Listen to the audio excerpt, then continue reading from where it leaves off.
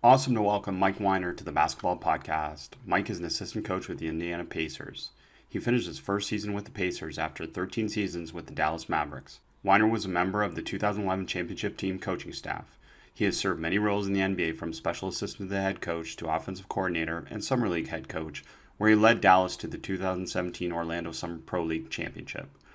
Weinar served as a graduate assistant and student manager under Billy Donovan with the University of Florida, where he is a part of back-to-back national championship teams. Mike, welcome to the podcast. Hey, Chris, thanks for having me. Wonderful to have you on. Known you for a while. Just a great basketball mind, an incredible career. We got to start with Mountain Dew, Coach. We got to tell that story. How is Mountain Dew relevant to your coaching career?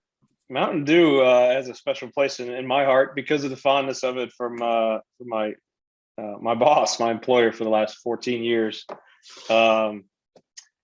I was fortunate and blessed enough to work as an undergraduate and graduate student under Coach Donovan, Billy Donovan, at the University of Florida. And my last year at the University of Florida, that'd be fall of 2007. Coach Rick Carlisle was friends with Coach Donovan, and he had an opportunity to come down and visit and check out practice. And a lot of times that's what happens when the guys in this industry, make moves. They come see their friends and kind of try to learn and better themselves. And that's what Rick was doing.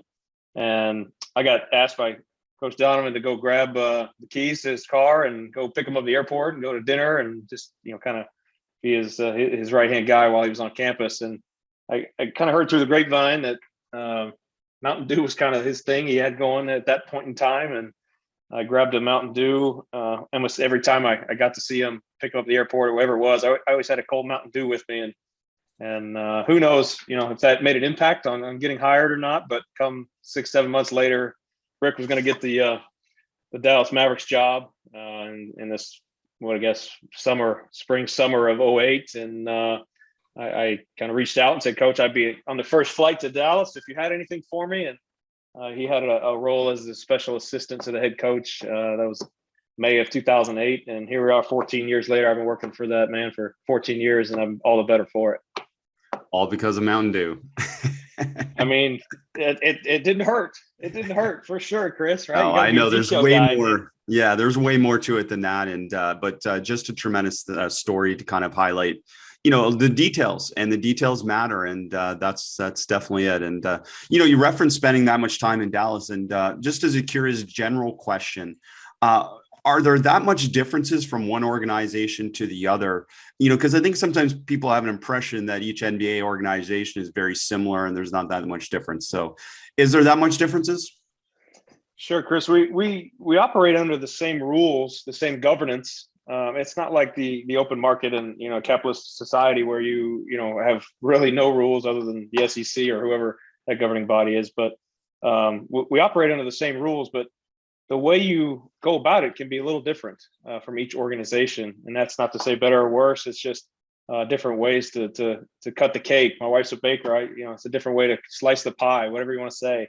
But two organizations, obviously very well managed, very well run over the course of their career, their franchises in Dallas and here in Indianapolis and Indiana. I'm really excited to be a part of this organization and the management and the ownership. They operate a little differently, which is fine. And we've gotten used to it. We're really excited about it and had a great time so far here in this community. Obviously, we want to put some more wins on the left-hand column, but we've had a great time getting kind of acclimated to the community and get to know folks. And Chris, I don't know if you know about this, but the Indy 500 is coming up here in about 10 days. And if you go around anywhere in Indianapolis, it's what you're going to see. You're going to see checkered flags everywhere. So we're pretty pumped about that here in the Weinar household. Well, we know all about Indianapolis. We've been there a number of times when I lived in Windsor, and one of the best children's museums anywhere in the world. And 100%, it's incredible. Yeah, and that's a shout out to anyone that has kids. That's a great place to visit, and because the Pacers fantastic. And all the sport organizations are very involved in that children's museum. So we are members. members. I understand, no doubt. And Coach, we're going to talk a lot of things, offense especially. I think a little bit, and pace, shot profile, spacing, etc. I guess it's a question is the most efficient offense possible been created already? And all that matters now is how good the players can get in the offense, or is there more to it at this point? Yeah, I think it's a really good question, and obviously it's something that all basketball coaches, no matter what level, are looking at, and all front offices and analytics are looking at. How can we get the biggest advantage? In reality, we all know it's a math equation, right? It's a simple math equation of how can we get the most efficient offense and the most efficient defense, and taking that away. A lot of that's been built around three is better than two. Want to get to the rim and get those quality shots at the rim. But if not, you're going to get a quality look at three. And Chris, one way that that we have in Indianapolis here and then I've kind of developed over the years is not to take away those shots. Those mid-range shots, you certainly need those in the right position, in the right place, by the right player against the right defense. But in order to try to kind of communicate to our guys moving forward is that we want to have kind of a hierarchy of shot profile. You're going to shoot the highest percentage, as we all know. Those guys right around the rim are dunking the ball at 75, up to 85, 90% of the time. So we want that shot at the rim, that layup at the rim. And we consider that our kind of gold medal, at least from my perspective, working primarily on the offensive side of the ball. That's kind of our gold medal as a reference to everybody's familiar with the Olympics and competing. That's our gold medal. We love that. Secondarily, if you can't get the gold, you're striving for the gold constantly, just like every Olympic athlete has ever done in their entire life. You're striving for the gold, but you can't get the gold, we'll take the silver, which is, a catch and shoot three. Obviously with that skill development, and I listened to your podcast the other day with Brandon and the stuff he's done with Steph, and the skill development that can, gonna get you a silver with the skill level of your player, but that's the silver medal.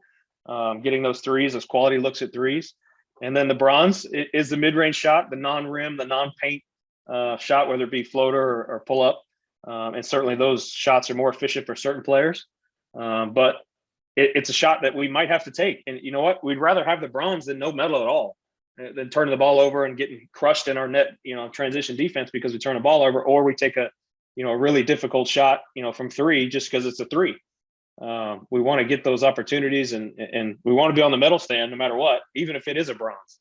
We want to strive for that gold. We want to strive for, the top. But if we can't get there, if the defense takes everything of those shots away, and really that's the only opportunity we have left with 5, 4, 3, 2, 1 on the shot clock, well, of course we're going to take the bronze. We must have the skills to develop there, and obviously concepts offensively that take that into account, that we may not be able to get the gold or the silver on every possession. Sure, we're striving for it, but that just may not be reality, because those other guys on the other side, those players on the other side that we're competing against, and those coaches, they're pretty good too.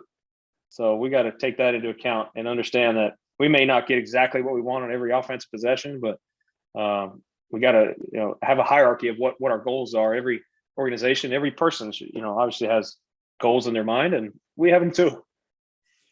Great way of explaining it. Gold, silver, bronze. That's awesome. And striking a balance between the human element of the game and what the numbers say is also a part of the modern game, isn't it? No question. They're not widgets. And back to your collegiate days of taking classes in your high school days, these are not zeros and ones. Obviously, a lot of that goes into it. The background work, the analytics department here in Indiana is really good, and across the league, there's incredible amounts of information, and we had that in Dallas when I was there as well. But it's not just as simple as you have to shoot this shot every single time.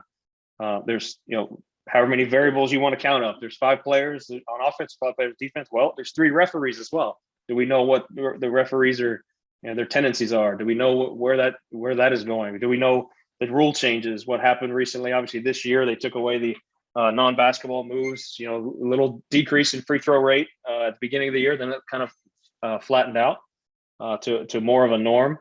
And then, Chris, to be honest with you, you're watching these games now in the playoffs, as I've been blessed to be a part of numerous times. It's almost a different game, physicality wise. And we're striving to get there, back to it in Indiana, and have our guys have a glimpse of that. I think is really, really important to kind of get that personal side that you're referring to, because it's just not that easy. You reference the playoffs right now. So you as an assistant, are you communicating still with players that are on your roster and sending them, say, clips from the playoffs or different things that can highlight things that they can, develop or they do already?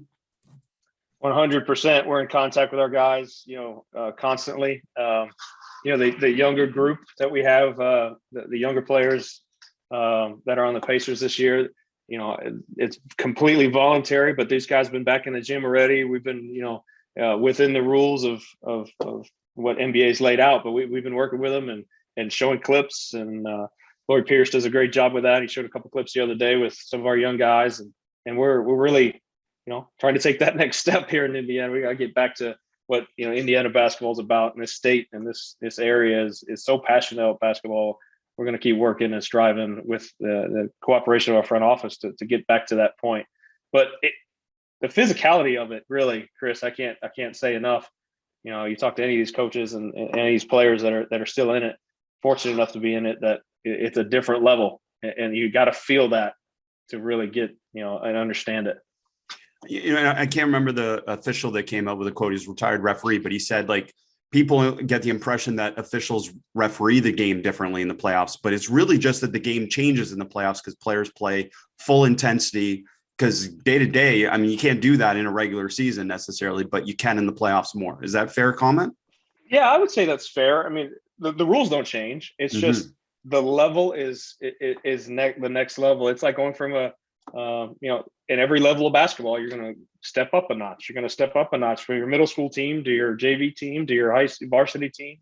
And then once, you kind of get the teams that are of the upper echelon, not only physically, but tactically, and these teams that are still playing are doing a great job, and it just goes to the next level. It's the preseason to the regular season.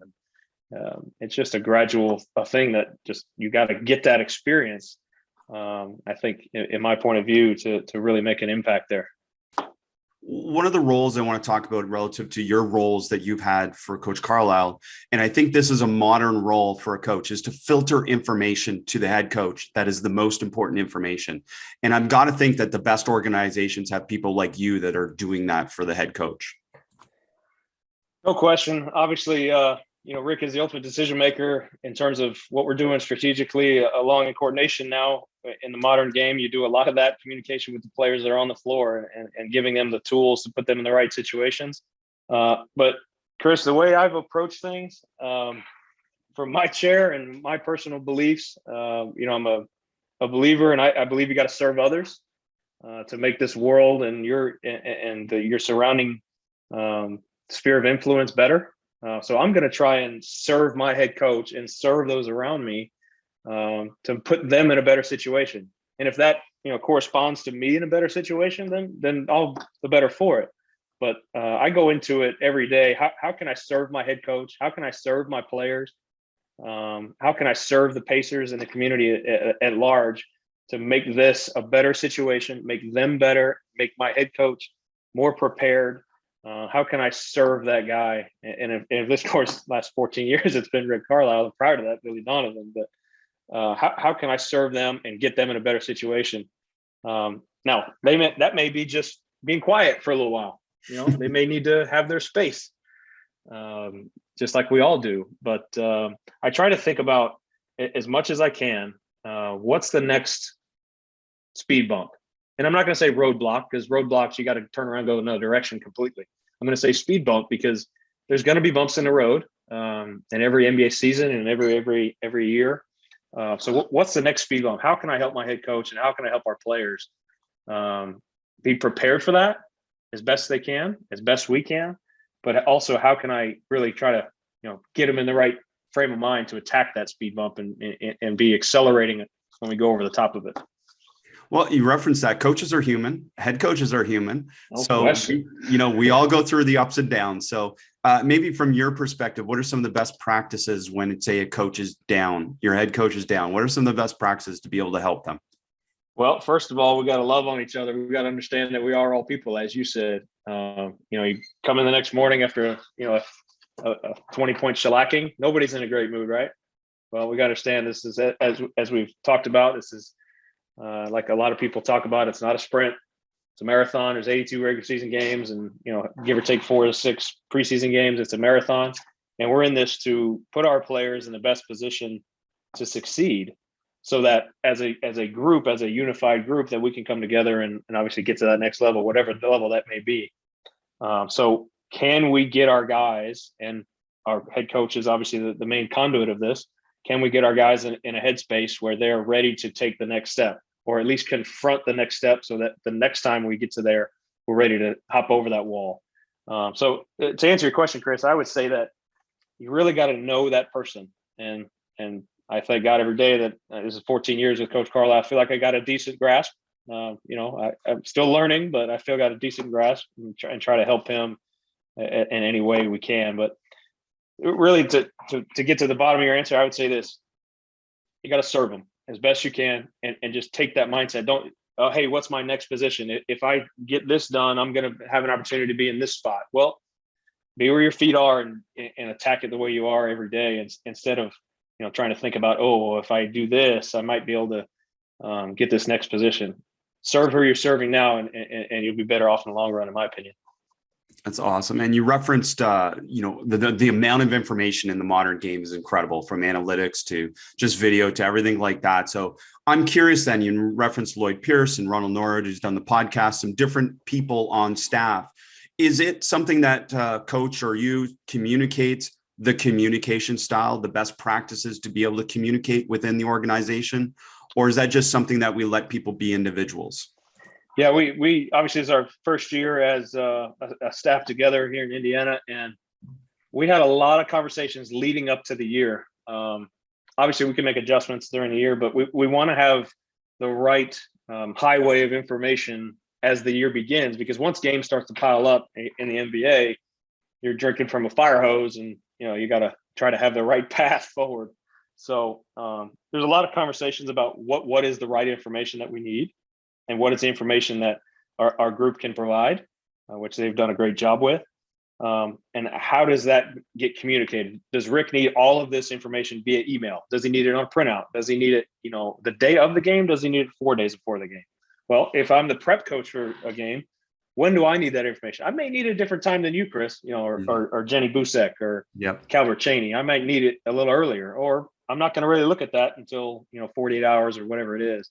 So we spent a lot of time trying to get that pathway down, and I think that's the beginning of it, is really try to get your information, what you need, in the correct highway on the right lane at the right time. My wife and I go on these trips with our two young boys, Gavin and Wesley, which, by the way, no coach has done a great job without a supportive family, and I'm one of those. We go on these trips, and if you want to plan to get off and fill up with gas, well, you can't plan it at, getting off the highway in 0.2 seconds. You better have an idea what you're doing before you get to that exit. And I think about the same way with, information, and you just don't want to get thrown something with 5 seconds to go before you're presenting to the team. You got to have that information prior, and have your T's crossed and your I's dotted. It's great. And it's fascinating. And you reference, obviously, every staff is going to be a little bit different, but they're all going to have their efficiencies and their effectiveness in that communication plan. Back to offense, maybe a little bit, because it strikes me watching the playoffs that, let's say passing and Golden State being a high frequency assist team or a passing team, that reflects more of a philosophy or a play style than it does actually the blueprint, right? Like, it's like some teams are more isolation, some teams are more passing. Is most of that dictated from your star player on down in terms of those philosophical decisions, or is it now more the coach's philosophy?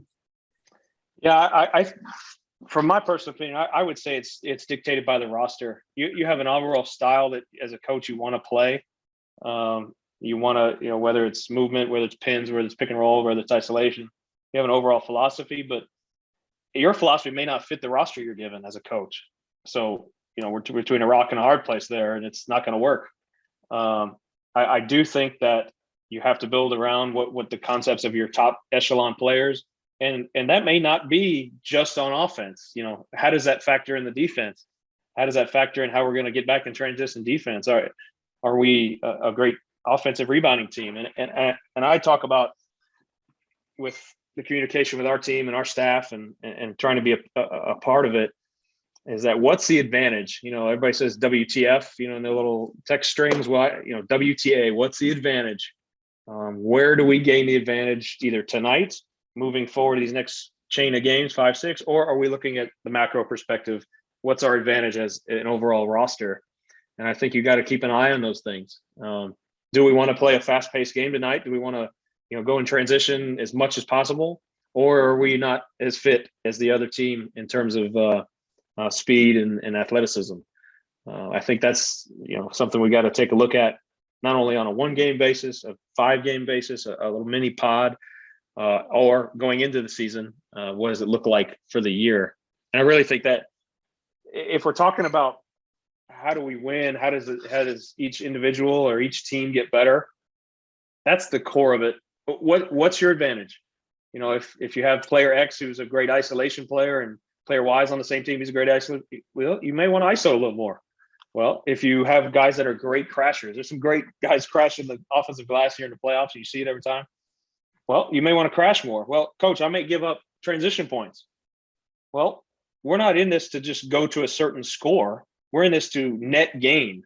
So if my net gain is plus 12 on the offensive glass and the transition defense, as a result of crashing only gives up 6, well, why wouldn't we crash every single time if we're a positive net 6? I think a lot of those stats that we get into and people see on just a quick glimpse on a TV screen or on a stat sheet don't give the complete picture. If you give up 12 fast break points, but you get 22 second chance points, that's a win. It's a plus 10 net over the year. You're going to be, your points per possession are going to skyrocket. Now the other can be true if you just don't have those guys that can make a difference on the offensive glass, or whether it be cutting, or if you don't have a great 3-point shooting team. Well, we're going for that gold, that silver. Well, you may try to get a lot more gold medals than the silver, but you just got to figure out what the advantage is. And I really think taking a look at the complete picture, how does it impact the entire game and not just one small caveat in the game? So WTA, what's the advantage? So what kind of things are you looking for at your opponent to help you find the advantage? Yeah, the geometry of the floor is a big thing for me. How are we spaced and how are they spaced in a full court setting in terms of the timing up the floor, and what do they look like on offense in terms of their geometry? Are they 5 out? Are they 4 out, 1 in? Are they set? Are they crashing? Are we trying to crash that day? Or are we trying to crash, with certain guys? Trying to figure out that geometry and how it turns into the net gain or net loss is really a big point of emphasis. I think not only for us, but league wide, we're very adamant about those situations. Where can we get a gain? Where can we take advantage of our players' impact? And we got some guys that are pretty good at it here in Indiana, and we're trying to get a few more that can take advantage of those situations. The ones that really kill you, Chris, we're talking about this net transition defense and crash, not crash, or cut, don't cut, are the ones that stand there, players that have a tendency to stand and watch. And I think every coach will tell you that at all times. If you're just standing and watching, you're not doing a whole lot. You're not helping us get back, and you're not helping us go get the ball again. So being mindful of that, those watchers are in the analytics world we call neutral. They're not impacting the game near as what we would like them to, and we got to, as coaches, that's our responsibility to keep on that and coach it and teach it. So with that, then let's say, for example, beyond geometry of the floor, are you starting, say, with ball screen coverages? Are you starting with transition defense in terms of those things to try and find the advantage, or are you starting with their personnel? I think it goes before that, Chris. I think it starts with what's our philosophy? What are we willing to, quote unquote, give up? AKA, what are we trying to take away? Because you're not going to be able to take it all away. If a coach thinks they can take every single thing away that an NBA team does, I think they're probably, missing the point there. But what's our philosophy? What do we want to take away? And what are we okay with living with a contest, or whatever terminology you want to use there? What are we okay with living with? We got to start there. And how does that fit our personnel? And how does that fit their personnel, for each individual game? And as a group, you can look at that, in a 5-game gap, like we talked about. So starting there and then molding those coverages to try to put yourself in a strong situation. As the reverse of it, obviously, we talked about that shot pyramid, that shot profile. Well, we want to have them shoot as many bronze level shots as possible if we can't turn them over. So we want to kind of have our defense fit to that and fit to our strengths as a staff and as a team. And then the other part with the WTA is like how important is it to be more inclusive of your entire roster with that? Because I mean, hunting advantage can sometimes focus on one player, whether it's on your team or to hunt an opponent. So I'm wondering if you're trying to be somewhat hunt the advantage, but still be inclusive for your roster. Yeah. And I want to make sure I'm clear on this, Chris, that like, I'm not talking about hunting one guy as an advantage. I'm more referring to conceptually, what is the advantage? Is it our athleticism? Is it their strength? I understand that, but I'm kind of saying, like, in the modern game, we're saying, hey, it's real obvious that this guy's an advantage. So we're going to keep going to him. And then the rest of the roster isn't as inclusive. Sure. I mean, those guys, special abilities and guys that are on the floor for certain reasons, and obviously going to be attacked on the defensive end. I do think that as the pressure cooker builds up, as you get preseason, regular season, playing games now, and postseason, as you go further in the playoffs, each player that's on the floor must be able to contribute on both ends. And like you're saying, be a homogeneous group, not just, I'm going to do skill X or skill Y. Trying to figure out how you fit into that. And that's why you see, let's be honest, that's why you see shortened rotations, because there's somebody that's an outlier, and it's tough to find those minutes for those guys to fit in the core concept of the advantage for the team. So I really think that's why you see those things. Is 5 out a must in the modern game, you think? Must for 48 minutes? I don't believe that is the case. It's my personal belief that should be an option for you. We're talking about roster versatility. Now we have 17 players that are, eligible, whether it be two ways or whatever it is. I think in roster composition, obviously the front office in Indiana is well aware of that and understands, and everybody around the league, I think it should be an option for you. Do you have to do that 48 minutes, especially if you got a special talent, at a big position? No, but to combat some of the things that other teams are doing, in at least pockets of the game, I do believe that you need to have that option in your arsenal. And I think most teams, if you look, you go through the rosters and the depth charts throughout the league, they're going to have that option of either a big that is legit size big but can shoot it, or B, do you downsize and you go with a smaller guy? It's naturally a 3-4 that you put out there to 5. So in 2022. With the 3-point rate going obviously up and up and up, it's not going to go down. I think that you look at the success of the teams in the playoffs so far, the 3-point rate for most of those teams is pretty high.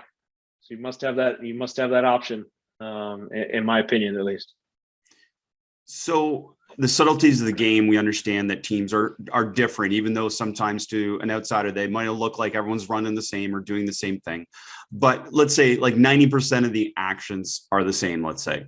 How do you become unpredictable with that reality?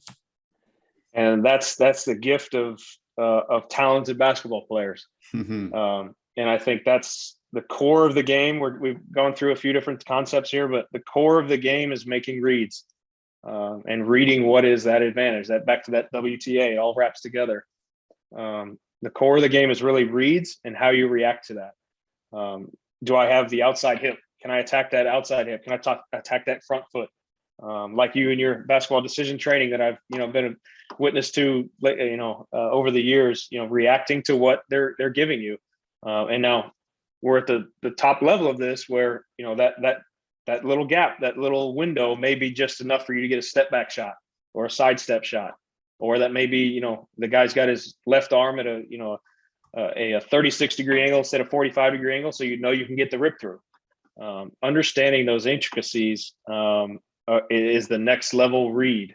It's no longer just reading simple drop coverage by a big. I think most elite ball handlers are reading that drop coverage by the big and understanding where that big is. Well, the elite guys are looking at the tertiary, quaternary guy in the corners. They're not even looking at the drop big. They may their head and their eyes may be this way, but in reality, they're looking at this guy over here tagging. Is this guy nail helping over here?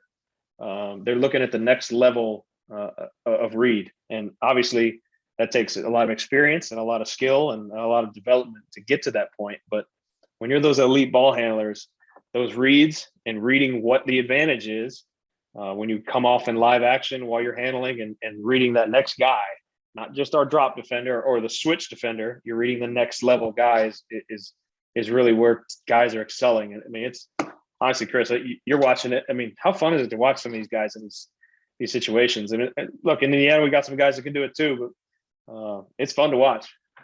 It's amazing how they can attack the weak side without looking at the weak side. It's absolutely impressive. And like in soccer, there's a lot of research on scanning, this ability to be able to get a mental map. And I'm curious, just from your perspective, if there's something that you're doing or something that you've seen that works to be able to help develop that skill. Because as you said, that's an elite skill.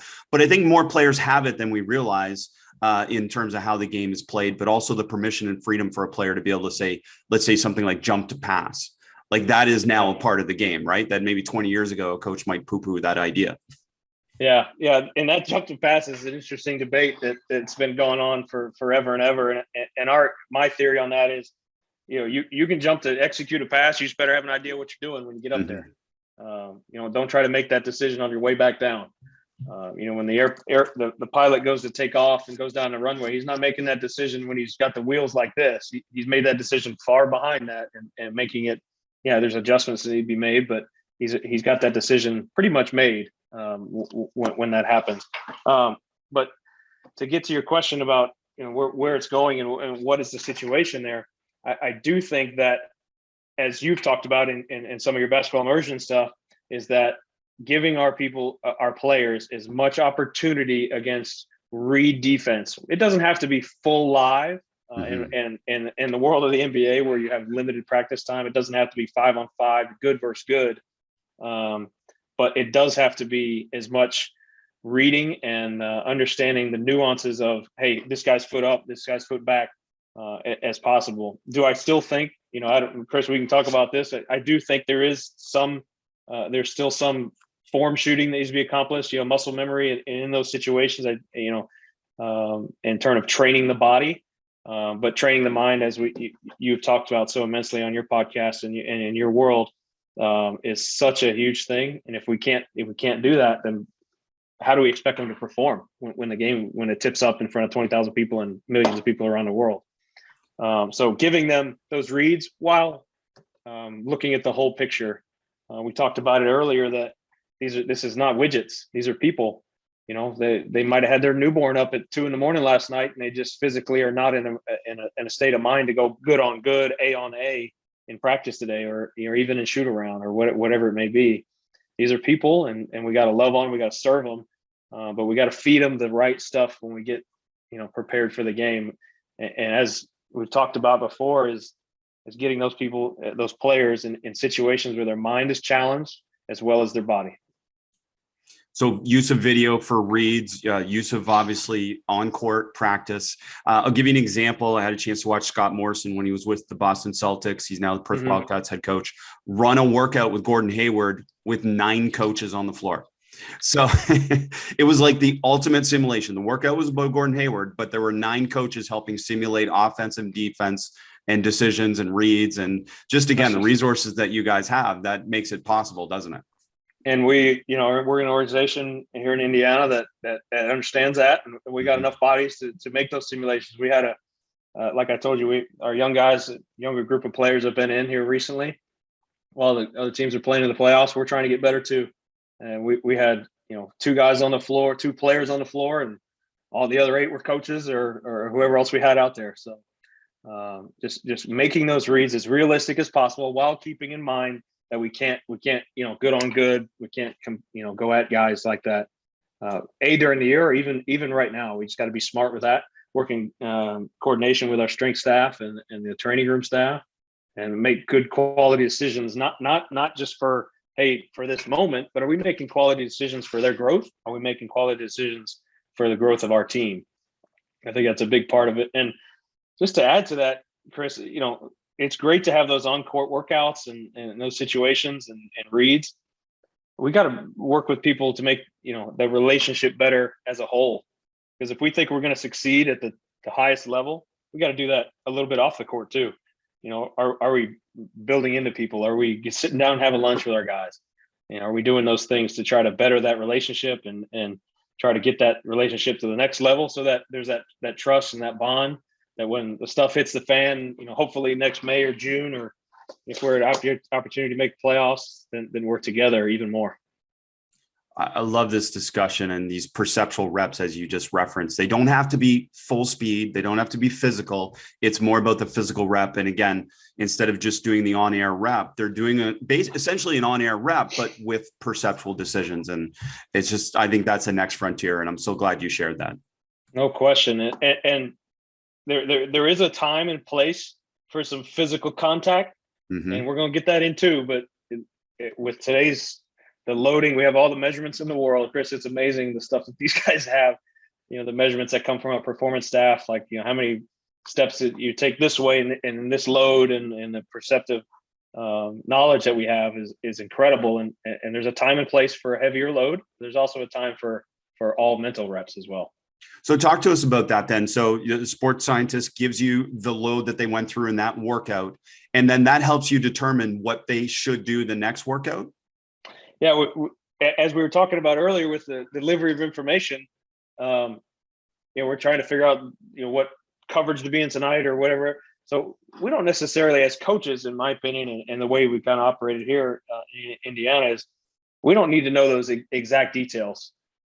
There's a guy we have I'm not sure of his exact title, but our performance director, Sean Wendell, he has all those numbers, and he says, hey, today for your player X, maybe a little lighter load today. Maybe just non-contact, or maybe, just reads, or we need a good one today. That happens in the NBA a lot, guys that aren't getting many minutes. How are we getting those guys real live reps? How are they getting, staying in shape? How are they doing those things? And a lot of teams will do it on the main floor pregame. Well, we do it a lot. Like during the middle of the day, our guys will get reps in and play live action, against coaches or other personnel that are around. And I think, that communication, that's another way that, the head coach, we need to support him. Say, hey, he needs a little love today. He needs a little this. He needs a little contact. He needs a little of that. And as assistants, that's kind of our job, to be aware of those things. Understand who needs it today, who needs what, and what capacity. Our head coach has got a lot on his mind and a lot on his plate. We're there to support him with that information, not only from the basketball wise, but our strength staff as well. Theoretical question, but Rick Carlisle calls a play. Does every single player have to adhere to the play, or are there certain players that can break off the play and make a read anytime, or do all players have the freedom to break off the play to be able to make a play, as you said, find the advantage? I listened to your podcast with Jet, my guy Jet, Jason Terry, the other day, and he talked about Rick being a mastermind. One of the things that led to such success there, and obviously in Dallas in 2011 and some other years, was that Rick has a really good feel for putting players in situations for them to excel. But in reality, they're concepts to put that player just in that situation, and it's up to them to make, obviously they're in control of what happens at that point. Putting them in the right situation. We talked about the geometry of the floor, whether it's 5 out or, two bigs up, one big down, all those things. Putting guys in situations to succeed in a concept. Now, that may be a play call where he thinks it's in the right place, and then whatever happens, happens. But putting those guys in a position to succeed is really what Rick does offensively. And, if you look at the track record of his offenses over his 25, or I don't even know how many years total head coaching, got a pretty good track record of it. Very good track record. Are you using 5-man lineup data to call plays, say when you have a particular 5-man lineup out there, or is it just, these are the plays? Yeah, these are, this is information that's hewn from obviously our analytics group and our research as well. We go with groupings, individual lineup, pairs, and then 5-man groups. So we're looking at 1, 2, and 5 typically, and we kind of make those decisions. And Rick kind of goes into the idea of, hey, these are the concepts we like against this team. Again, going back to WTA, what's the advantage in this situation? What actions will put us in the best situation to succeed, and our players to put them in their strengths. we're working on those weaknesses in practice times, but in simulations, but we're trying to play to our strengths on offense and defense when the game starts. So to answer your question, Chris, we're looking at a lot of data, and hopefully when the game is flowing, we can make those adjustments live, because we've done that homework and we have that information as best we can. Well, and I know that's a little bit the art of the game, and especially the art of coaching, is making those adjustments within the game, and the balance between doing what you do and doing it better versus, oh, we need to make a change because we find, as you said, an advantage. So can you talk a little bit about that process of in-game adjustments? Yeah, and that in the analytics world, I know you're well aware of it. And the phrase that coaches aren't big fans of is small sample size. Oh, that's a small sample. I can't read much out of that because it's a small sample. Well, we only have a small sample in this game, so we got to make a decision, right? But that's where, the basketball experience for a guy named, like Rick, that's been coaching, 30 years, that you lean on the experience, not only as a player, and as a coach for, decades. You lean on that experience when you don't have maybe the right information. Maybe it's a new lineup that they've rolled out, or a new lineup that we've rolled out, or somebody get called up from the G League that has a special skill. You got to just make those basketball decisions, and then put your players, as I said before about Coach Carlisle's offense, put them in a situation to succeed conceptually. And I think that's really what you're looking at. How do you put them in a great situation? How do you help them? Because in reality, that's what we're doing. We're helping our players succeed, and that's what we need to do, not only on the floor but off the floor as well. My impression from talking to some other NBA coaches at different organizations is that the best ones seem to educate both ways. Like the analytics department and the coaches tend to educate each other both ways, because we think, again, it's just the analytics that are driving it. But a lot of times it's the coaches that are educating the analytics people about why these decisions are made, as you just referenced on experience. Is that the case that we could assume that happens with good organizations? If it's not a two-way street, in my personal opinion, you're in big trouble. You're in big trouble. I mean, let's harken back 10, 12 years. Did anybody think that, Mr. Curry pulling up from 33 feet would be a quality shot for an NBA team? Well, if you go look at the data, he's shooting at like 1.2. I mean, from 30 plus. There's some other guys in that realm, but nobody ever would have thought that 15 years ago. I mean, when we were in the playoffs in 2011, we're doing our best to try to find Dirk an ear ISO, a nail ISO, where he can shoot a pull-up too. Well, it just so happened that guy's one of the, arguably top 15, 20, whatever number you want to put on it, player in the world history of the game, and he had an elite skill there. Well, a lot of those guys have now created that elite skill beyond the arc. So the things that we thought at that time as a really young coach, were just, had no idea. Well, we got to understand that the game evolves, players evolve, and we evolve as coaches as well. And we need to continue to evolve. If we don't, we're going to be stuck in the Stone Age. What struck me is what you just said there, is that the analytics have really given players that always had this talent permission and freedom to use this talent in a lot of ways. Whereas a coach might have historically said, no, the analytics have helped give that player some freedom, right? For sure. And if you look at today's game, and even if you go to your local YMCA, the game is played a lot more free than it used to be. I wasn't a very good player, but, we used to run a set every time. We, run this flex offense, pin down here, there, and there you go. But now it's just, skill everywhere, and freedom of movement everywhere. I mean, the league changes rules every year to make it easier to move on offense. Getting harder on defense, but they make rule changes almost every year to make it easier on the offense. So you better be up on what's happening, not only with the rules, but your guys and honestly, what's happening in the high school game. I mean, are our players ready for this? And the answer most times, whether we like it or not, is probably, yeah, they're probably ready for it. Absolutely. And they enjoy it, which is a part of it. I'm imagining that players are enjoying the game more than ever based on how we're playing it. For sure. And honestly, the coverage of how the world works these days, that we're doing this podcast right now is incredible, that we can reach millions of people, potentially, I hope so, with a basketball podcast, and we can teach and learn in a variety of different ways. I mean, guys can learn just sitting on YouTube. Now, maybe there's some teaching that's not so awesome on there, but understanding that the game is changing and society changes, and we better change with it. Yeah, players are more educated too, just like fans are, I feel. And your podcast will be close to 1 million, but most are just under, Coach. Just for reference. We're going to try to take it up a notch. Just like we talked about the playoff intensity, we're trying to take it up a notch. Appreciate that. Are teams now over switching? And by that, I mean not actually the decision to switch, but they're giving up a switch when they don't actually need to switch because they've been told to switch. Yeah. That goes back to what your philosophy is defensively. What are you okay with? Are you okay with getting in rotations or not? Are you okay with the physical mismatch, perceived mismatch of, small versus big, but the other side, the big versus small, like we talked about the offensive rebounding. You have to define what you're okay with as a coach and as a team and as an organization, to be honest. So there are obviously techniques to not switch as much in these situations. But I'm actually referring more to the point that you're okay. We said you're going to switch this matchup or these ball screens or handoffs, but the handler doesn't get anywhere near the shoulder. So it's not actually a screen, but we're still switching it. Well, I think that's really personnel dependent. Do you have guys that are going to fight through that and sit down and not switch if you don't get hit, or if you barely get hit? Are you going to get in that situation where, I'm going to convenient switch? Again, I still go back to, you are what you coach.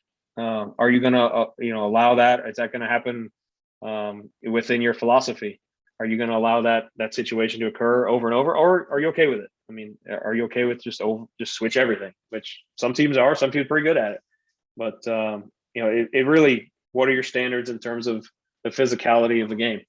Do you want to switch? Are you okay with the soft switch? You got to make that decision. What's best for your personnel and their personnel, to be honest. Does load management and those decisions ever factor into switching more? Great question. I think during the year, I wouldn't really see that because you're going to load manage in other ways. Okay. Overall minutes, practice time, travel time. Are you staying over in a city? You're trying to help in all those areas. I think if you're getting into like they are now in the Western Eastern Conference Finals, you're going every other day. First of all, I think all those guys are ready to go. It's that time. But those situations, I honestly think you could see yourself, hey, in the first quarter, second quarter, we don't want to be in this situation. We don't want to be in rotation. So we're just going to switch and sit down and just live with some contest. And then maybe later in the game, because it's third, fourth quarter, you want guys, in that situation. So trying to figure out what's the advantage? Are we in better shape than them? Are they going to tire out? Do they have a, kind of unicorn idea of one guy, handling it? Or is there multiple ball handlers? So we're not going to be able to tire that guy out. What are those factors? I think all goes into that. That's why it's an amazing game, really, because there's all these variables that go into it. It's not, I love baseball. I grew up playing baseball, but you got a shift, you got one batter, one pitcher, for the most part. Okay, of course you can have a base runner, but really you're going after that batter and that hitter. At that point, there's not a lot going elsewhere. Whereas there's 10 guys on the court at one time, and there's a lot of moving parts. And unlike football, we all love football, but they get to huddle up every 30 seconds. That's not us. Yeah, and that's why we all love basketball that way, for sure. So assistant coaching role. I mean, you filled a lot of different roles, but I'm curious, how has your role changed overall, or let's say in a general sense, the assistant coach role from say 10 years ago to now? Yeah, I've been blessed to be able to learn, and Rick Carlisle's entrusted me to grow with him. I've grown a lot since, being hired in May of 2008 to the situation I'm in now. I have the opportunity to work under some fantastic leaders, upwards of 7, 8, 9, I want to say it's 8 guys that have either been an interim or a head coach in the NBA I've worked under or worked with, and just trying to find that next way to serve. How can I best use my skills and the talents that I've been gifted to help not only the assistants, but the head coach and our players, and not try to get ahead of yourself. Sure, others, people that are of my vintage getting head coaching jobs, sure. But you know what? That's not my path today. I'm here to serve who I'm working for and who I'm working with. And I'm firmly where my feet are and enjoying every second of it. And I think if you get ahead of yourself, you're probably missing it for sure. What's the role of an offensive coordinator in the NBA? Well, a lot of different coaches do it different ways. Most times, in most seasons with Rick, he'll have one guy that's primarily the defensive coordinator, and one guy or girl that's primarily the offensive coordinator who kind of is in charge of that area. Do all of our guys know the actions? Do all our guys know our concepts? Are we putting a new action in? And obviously Rick oversees all of this. But that person, that individual really takes the onus of, making sure that area is running on the up and up, shall we say. So that's kind of the definition of it. You really we're all in it together. It's not like that offense coordinator can't make defensive suggestions or alterations, especially during games, but making sure that you have responsibility over an area, so that area is covered. Take us through. It's your scout. When you did scouts, it's your scout. Let's say, how far in advance would you be working on that scout? And then take us through the process of some of the things that you would do for that scout. Yeah, I still have a few scouts now as well. So in reality, you got to see what familiarity you have with that roster and with that coach. How familiar are you with that group? That kind of depends on how far back you need to start. There's a lot of different ways to do it, but my personal philosophy is I don't want to be altered by any stats or anybody else's opinion before I form my own. So I'm going to start watching the opponent, depending on the schedule situation. Let's just say a week out, 5 days out, a week out. I'm going to watch their most recent games. Then we're going to go watch our most recent game with that opponent. I want to make my own opinions before somebody else tells me what they are and what they should be. So I'm going to go through the film and understand what's the advantage for them, what's the disadvantage, go through that. And then once I have an idea of what I perceive to be what's happening on the floor and what their goals are, I'm going to go get the information, the analytics. I'm going to go dive into it, and then hopefully formulate an idea, and then we'll bring it together as a staff, and kind of Rick makes the ultimate decision of how the game's going to go. But I think that's a really key thing for me is making sure, and I think for all coaches, formulate your own opinion before somebody else tells you what it is, because that's what makes this world go round. And we need to have separate opinions in order to succeed. We talk a lot about over the years with Rick.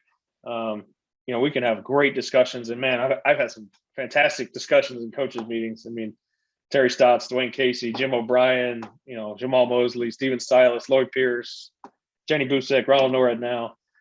Had some great discussions. But one thing, Chris, that I've always noticed, when you come out of a coaches meeting, usually those are in conference rooms or whatever, those doors, when you walk out of those doors, Chris, those doors are all just wide enough for one person to go through it. They're not big oak barn doors. They're usually one person doors. Well, when we come out of that meeting, Rick's walking out of that door and we're right behind him, single file. We are behind whatever decision was made there. Whether it was the decision I really supported or not, we're walking out of the door single file and we're together. Discussion within, but united on the outside. So I think that's a really key concept to do. If understand you're walking through that door and they're not sides, you're walking behind somebody. And that's Such a your great coach making that decision.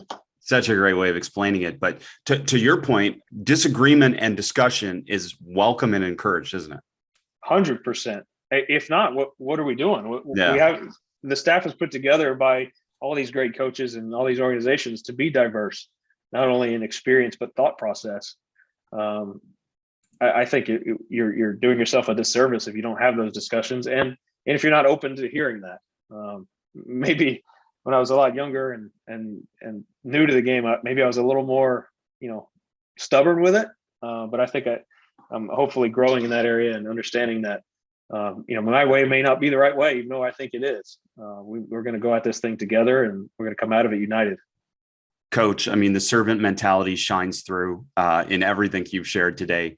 I am also curious, because part of serving is that you serve yourself and that you focus on potentially this next future opportunity is being a head coach. So how does that process get balanced with obviously serving and being the best you can be in your position? Sure. I mean, if those opportunities present themselves in the future, obviously we'll cross those when it comes. But I do think if you just continue to work and better your environment, your players, your sphere of influence, those things will come in due time. So my head is down. My head is to try to help those around me and our players and our head coach and our organization put the best foot forward day by day. And if opportunities come in the future, great. If they don't, my wife and kids, we're having a blast together, living life and enjoying every day and getting these conversations like this with you and others around the world. Look, basketball's afforded me a chance to go see the world. I've coached camps all over the world and Lebanon and China and Switzerland and Germany and all these places all over the world. And it's been a great experience so far. And I hope it continues for a long, long time. Well, I'm sure it will. And you can tell I was excited to talk to you and this potpourri of information that you shared. I can't thank you enough, Coach. Well, thanks, Chris. Appreciate you. And thankful for I tuned into some of the basketball immersion stuff. I'm excited what you guys are doing.